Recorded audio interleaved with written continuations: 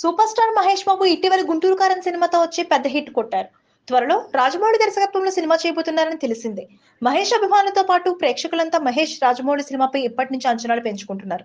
రాజమౌళి ఈ సినిమాని భారీగా ప్లాన్ చేస్తున్నాడు. ఇప్పటికే ప్రీ ప్రొడక్షన్ వర్క్ పూర్తయింది.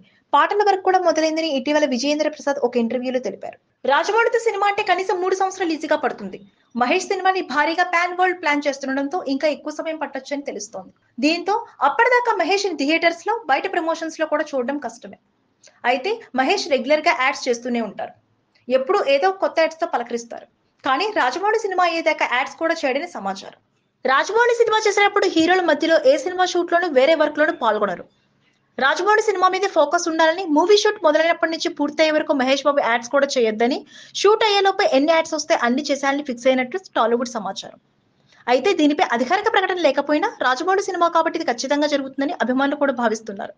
మరి మహేష్ రాజమౌళి అడ్వెంచర్స్ మూవీ ఏ రేంజ్ లో తీస్తారో చూడాలి. Please subscribe Pragna Media. Please like, share, subscribe to Pragna Media. Pragna Media, please do like, share and subscribe. Please subscribe to Pragna Media. Please like, share and comment if you like the video. Pragna Media.